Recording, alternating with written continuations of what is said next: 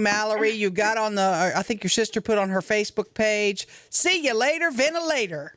Yes, ma'am. We're done with it. Okay, this is Miss Mallory Guin, daughter of Haughton coach Rodney Guin, and you've got some pretty great news, right? We got really good. We've had a really, really good week. Tell us what the doctors are telling you now.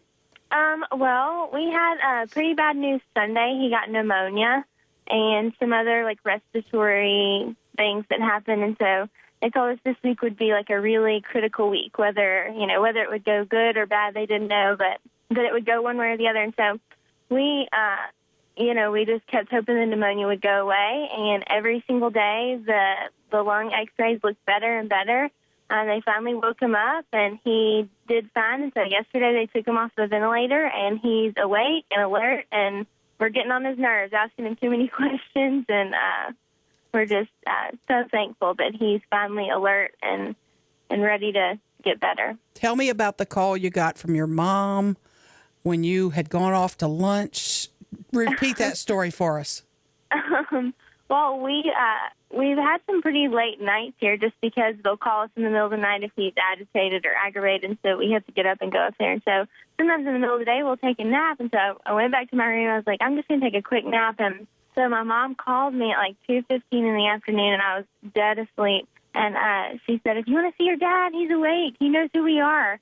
And it's kind of confusing because he's been kind of awake the whole time, but not really focused on us or recognized us or anything like that. And so my sister and I just put tennis shoes on and took off running. It's half a mile from our hotel room to where Dad is. And so we were out of breath when we finally got there.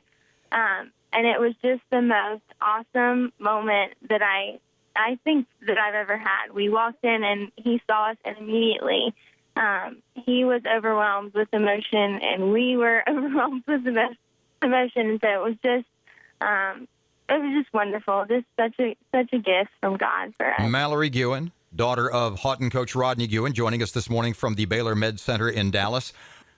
Correct me if I'm wrong, but I thought I heard the story earlier. A 100% complete recovery is anticipated. Have I got that right? Yes, sir. Back on the football field. We don't have dates yet, but back to his normal life. Yes, his heart's healed. His lungs are getting better.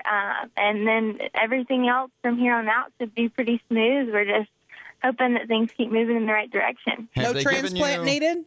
Do what? No transplant will be needed? Oh, no. His heart is healed, they said. Have they given you a time frame, not necessarily for when he'll be back at work on the job back at Haughton, but a time frame for when he can actually, my goodness, get up and start walking a little bit, when he can actually begin the physical recovery? Well, they actually started some physical therapy yesterday. His lungs are still kind of weak, and so he's pretty weak still, but it'll just take time. We're pretty focused on the baby steps right now, not so much the long term. But they're fully hoping that he'll be back on the football field as soon as he can. I know you guys want to get back in your own beds, back to Haughton, where everybody wants to wrap their arms around you. What kind of timetable are you looking at for that? For us, my sister and my mom's going to stay here. And then my sister and I are just going to take turns going back and forth. Luckily, we're all in the school system, and so summer's just 2 weeks away. So it's just, if the timing was right for any of this to happen, it would be right now. So when can he be moved back here to a hospital to continue treatment? I'm thinking we'll probably be here throughout most of the summer, just because we need the best.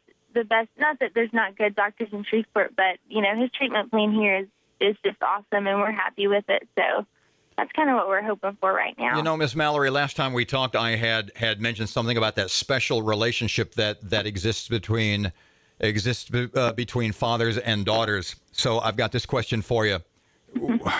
Did you think your dad was this tough? Oh, I knew it. I knew he was. I think the issue with this was I didn't know my mom and my sister and I were this tough. And I think God knew and Dad knew. And that's why we were chosen to kind of go through all this and just come out on the other side. So yeah, I didn't know our family was this tough, but I always knew Dad was this tough.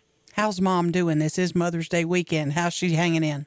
Oh, I think this might be the best Mother's Day she's ever had. We're so excited and so thankful that he's doing better. So she's